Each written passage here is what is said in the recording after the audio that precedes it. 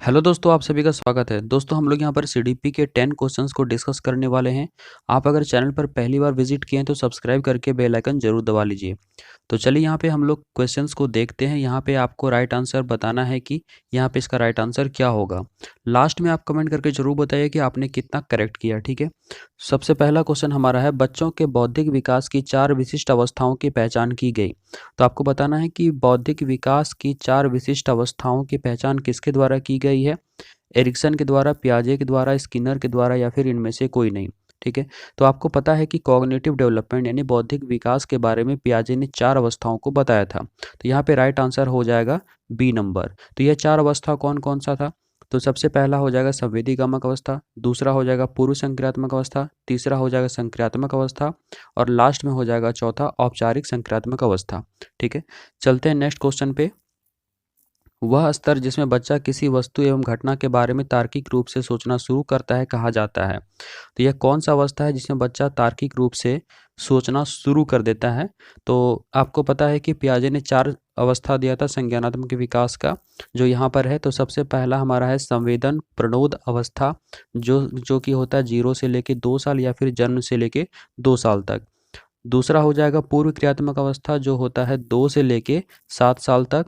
उसके बाद हो जाएगा मूर्त संक्रियात्मक अवस्था या क्रियात्मक अवस्था, जो कि होता है 7 से लेके 12 या फिर 11 साल तक आपको कहीं कहीं मिलता है, ठीक है। और सबसे लास्ट हो जाता है 12 साल से प्लस या फिर 11 साल से प्लस।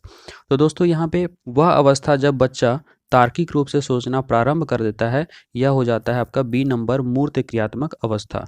दोस्तों यह बहुत ही इंपॉर्टेंट क्वेश्चन ये वाला, इसको ध्यान में रखिए। इससे हो सकता है कि रिलेटेड क्वेश्चन आपको किसी एग्जाम में पूछ दे।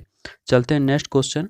विद्यार्थियों को विद्यालय में खेलना क्यों उचित है? यहाँ पे पूछा जा रहा है कि विद्यार्थियों को विद्यालय में खेलना क्यों उचित माना जाता है। तो 4 ऑप्शन आपके सामने है। सबसे पहला है आपको, यह शिक्षकों के लिए काम आसान करेगा। दूसरा है, यह सहयोग एवं शारीरिक संतुलन का विकास करेगा। नेक्स्ट है, यह समय बिताने में सहायक होगा। और उसके बाद है, यह उन्हें शारीरिक रूप से सशक्त बनाएगा। तो यहाँ पे आपको बताना है तो राइट आंसर क्या होगा। तो दोस्तों यहाँ पे अगर फर्स्ट का बात करें तो यह कहता है कि यह शिक्षकों के लिए काम आसान करेगा। यह तो ऑप्शन देख के ही आपको लग रहा है इसे हटा देना है। शिक्षकों का काम आसान करने के लिए बच्चों को विद्यालय में खेलना पड़ता है, ऐसा कोई बात नहीं है। दूसरा, यह सहयोग एवं शारीरिक संतुलन का विकास करेगा। चलिए यह ऑप्शन हो सकता है। नेक्स्ट देखते हैं, यह समय बिताने में सहायक होगा। यहाँ समय काटने की बात हो रही, समय बिताने की, तो ये तो गलत ऑप्शन हो गया। उसके बाद है, यह उन्हें शारीरिक रूप से सशक्त बनाएगा। दोस्तों यह ऑप्शन भी हमारा सही लग रहा है। लेकिन अब हम यहाँ क्या है कि बी और डी में तुलना करेंगे। अब तुलना करने के बाद देखेंगे सबसे बेस्ट अप्रोप्रिएट आंसर हमारा क्या हो सकता है। दोस्तों यहीं पर स्टूडेंट्स जनरली फंसते हैं जब 2 ऑप्शन में उन्हें कन्फ्यूजन होता है।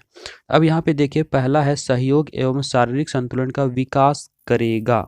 यह बात तो बिल्कुल सही है, क्योंकि कोऑपरेटिव लर्निंग को आप जानते हैं यह खेल के माध्यम से भी हो सकता है। तो बच्चे जब एक साथ खेलेंगे तो वहाँ एक दूसरे के बीच कोऑपरेशन अधिक होगा। डी ऑप्शन में कहता है कि यह उन्हें शारीरिक रूप से सशक्त बनाएगा। यह बिल्कुल सही है, लेकिन जब दोनों में कंपेयर करेंगे तो यहाँ पे एक सहयोगात्मक की बात हो रही है, कोऑपरेटिव लर्निंग की भी बात हो रही है। तो हमारा बेस्ट आंसर यहाँ पे बी नंबर हो जाएगा। आई होप कि आपका भी यही आया होगा। चलते हैं नेक्स्ट क्वेश्चन की तरफ।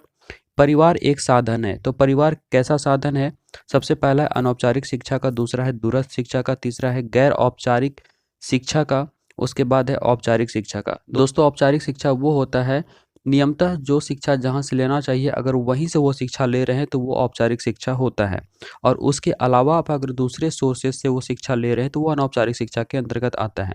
तो यहाँ पे परिवार के का बात अगर हम करें तो शिक्षा यहाँ पे अनौपचारिक होता है हमारा, अनौपचारिक शिक्षा, क्योंकि शिक्षा आप लेने कहाँ जाते हैं? विद्यालय जाते हैं। तो विद्यालय आपका होता है औपचारिक शिक्षा और परिवार क्या हो गया? अनौपचारिक शिक्षा। आप अगर घर में ट्यूशन पढ़ते हैं तो वो क्या हो गया? अनौपचारिक शिक्षा।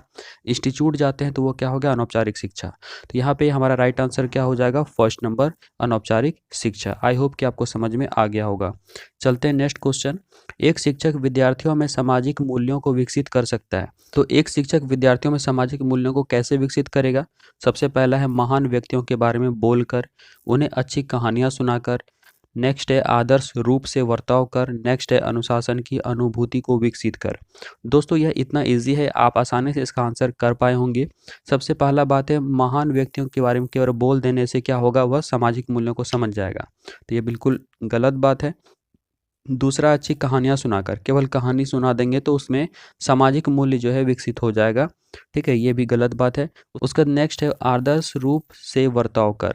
मतलब एक आइडियल बिहेवियर आप अगर बच्चों के साथ करते हैं तो वहाँ पे सामाजिक मूल्यों को विकसित किया जा सकता है, जिस तरह महात्मा गांधी, स्वामी विवेकानंद, इनके आदर्श विचार और व्यवहार को बताकर, या फिर एक जो टीचर होते हैं वो अगर आइडियल बिहेवियर स्टूडेंट के साथ करते हैं तो वहाँ पे सामाजिक मूल्यों को विकसित आसानी से किया जा सकता है। तो हमारा सी नंबर यहाँ पे राइट आंसर होगा।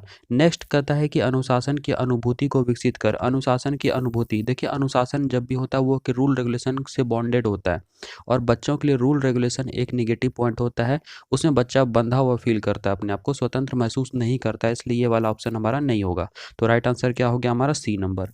देखिए इस क्वेश्चन में क्या कहता है, एक शिक्षक के लिए सबसे महत्वपूर्ण क्या है?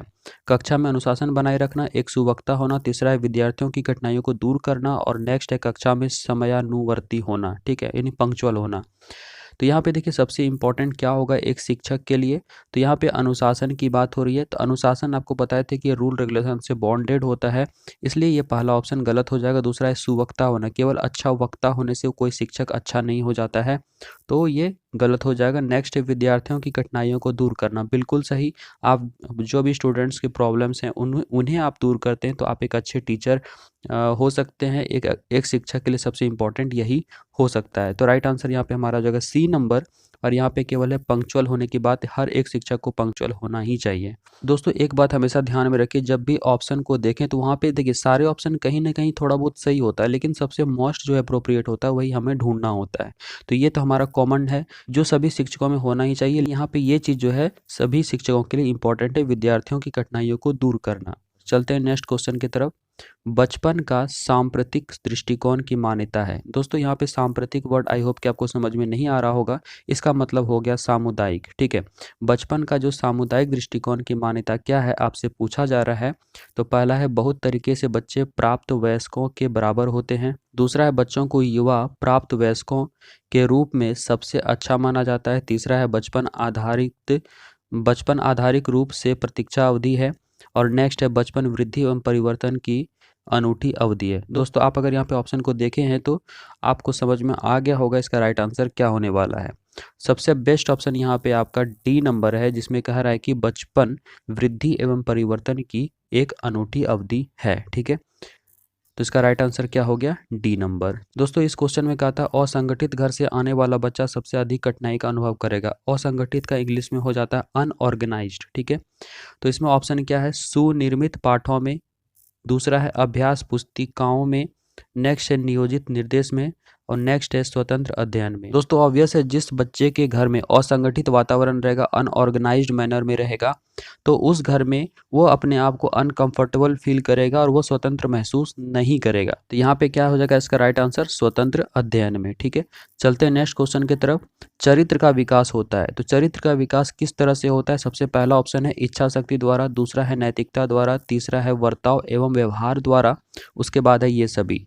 दोस्तों ऑब्वियस बात है किसी भी स्टूडेंट्स में जो भी चरित्र का विकास होगा, किसी बालक में जो चरित्र का विकास होगा वो कैसे होगा? तो नैतिकता तो सही है, वर्ताव एवं व्यवहार सही है, इस दोनों में कोई दिक्कत नहीं है, और उसके बाद एक इच्छा शक्ति का होना भी जरूरी है।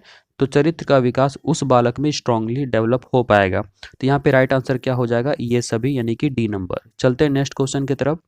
दोस्तों आप चैनल को अभी तक सब्सक्राइब नहीं किया, अगर फर्स्ट टाइम विजिट किया तो सब्सक्राइब करके बेल आइकन जरूर दबा लीजिए। चलिए इस क्वेश्चन को देखते हैं। शिक्षक का वर्ताव होना चाहिए, शिक्षक का वर्ताव कैसा होना चाहिए? प्रशासनात्मक, निर्देशात्मक, आदर्शवादी या फिर शिक्षाप्रद। दोस्तों शिक्षक का वर्ताव कैसा होना चाहिए आप सभी को पता होगा, एक आदर्शवादी के रूप में। मतलब शिक्षक को एक आइडियल पर्सन होना चाहिए जिसको देख के बच्चे फॉलो करें। किसी शिक्षक में पार्शलिटी का गुण नहीं होना चाहिए कि एक बच्चे पर ज़्यादा ध्यान दे रहा है दूसरे बच्चे पर कम, ठीक है। तो शिक्षक का वर्ताव कैसा होना चाहिए? तो एक आइडियल पर्सन के रूप में होना चाहिए, आदर्शवादी होना चाहिए।